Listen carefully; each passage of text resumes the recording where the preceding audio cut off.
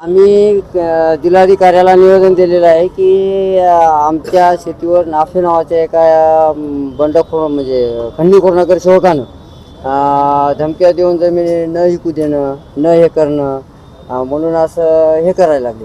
तर मी सांगवी येथील शेतकरी असून मी गेल्या वेळेस आमची एक वेळेस फाईट झालेली आहे सर, की मुलाखतीद्वारे त्यांना आम्हाला धमकावलं की या ठिकाणी मुस्लिम समाजाचं आरक्षण आहे आणि ही जमीन तुम्ही कशी काय विकू शकता. तर सर मी सांगू इच्छितो की तिथं कसल्याही प्रकारचं आरक्षण नाही आणि आज मला माझ्या लेकरा बाळाच्या शिक्षणासाठी म्हणा किंवा वैयक्तिक याच्यासाठी जमीन विकायच्या आहेत. पण तो जमीन विकायची असतील तर 2 कोंडी खंडणी द्या.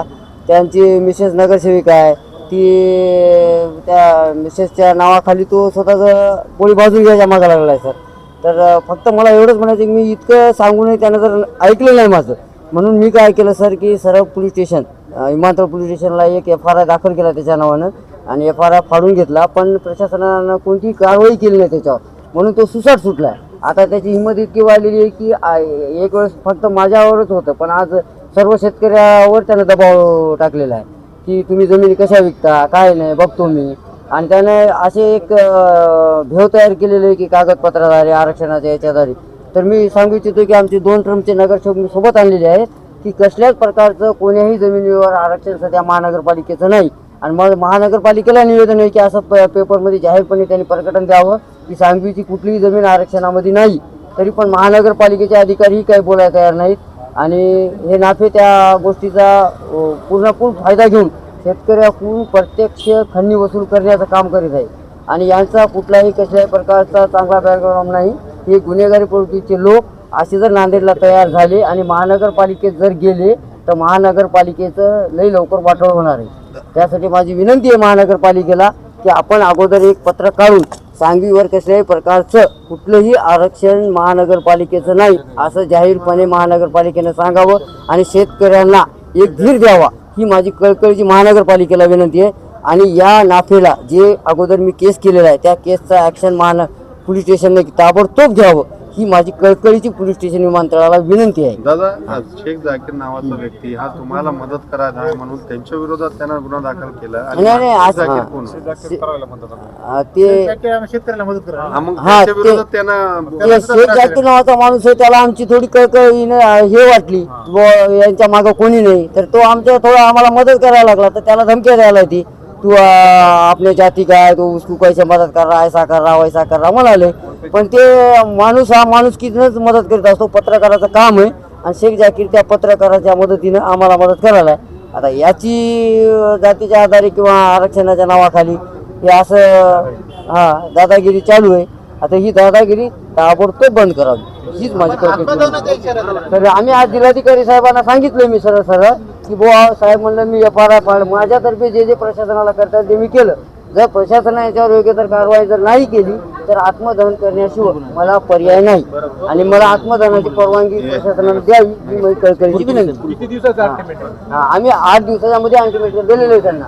तर 8 दिवसात ही कारवाई झाली तर ठीक आहे, नाही तर 8 दिवसात आम्ही सर्व शेतकऱ्यासमोर मागणी त्या मापे साहेबाची पैशाची, त्याला पैशाची लई भूक लागली. त्याला सांगवी गाव विकतच घ्यावं आले सगळं एकट्यालाच. आमच्या जमिनी विकू देणं आलंय आणि आम्हाला निवड रोज त्रास द्याल. त्याला एकट्याला सांगलं तर ते त्याच्या पत्नीला सुद्धा घेऊन आले. मी असं करून तुमच्यावर असं करतो, तुमची जमीन मी विकू देत नाही, हे त्याचं बोलणं आहे. जमीन कुठं आहे? जमीन सांगवीची नगरपालिकेतली. पैसे 2 कोटी रुपये मागाल, खंडणी मागाले ते माफी साहेब. त्याचं नाव एवढंच आहे, एवढंच ध्यानात आहे आम्हाला. आणि ते काय आमच्या पुढे बी येणं झालाय, मागून छुपे रुस्तुम काम करायलाय.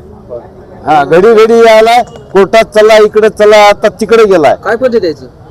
त्याचं पद नगरसेवक आहे, ते 2 नंबर वारचा. त्याचं 3 नंबर मध्ये काय आहे, त्यानं आम्हाला जाणून बुजून त्रास द्याले. काय निवेदन दिलं आपण? निवेदन शेतीचं दिलं साहेब. आमच्या शेती विकू दे ना, आमच्या शेतीत येऊ दे ना, कोणी घ्या गेलं तर त्याला घेऊ दे ना. त्याला पैसे मागायला, आम्हाला पैसे मागायला, याला पैसे कुठून द्यावं. आता इच्छा त्यानं आमच्यावर आणखी केस केलाय, पैसे द्या नाही तर तुमची जमीन विकू देणार नाही. शेतकरी बाबाराव पाटलाची गावातली पूर्ण शेती आहे सांगवीची, सांगवी गावाची पूर्ण शेती आहे. साहेबाला भेटलेले आहे ते काय मागणी होय आहे? सर्व शेतकऱ्यांनी केलेली आहे मागणी. प्रभाग क्रमांक 3 माझे सांगवी गाव मुळगाव सांगवी आमचं सांगवीमधील जे जुने कष्टकरी शेतकरी खोतकरी जे गोरगरीब शेतकरी जे आहेत आज त्यांच्या मुलाच्या लग्न कार्यासाठी शेती विकणी वगैरे याच्यासाठी उदरवाहासाठी शिक्षणासाठी जे काही आहे तर आजपर्यंत आमच्या सांगवीला कोणतंही आरक्षण नाही आहे. आज 2019-20मध्ये पूर्ण हे गट नंबर जे आहे ते 2-3 जे गट नंबरवरती नाफे काजी काहीतरी नाव ऐकलेलं आहे मी.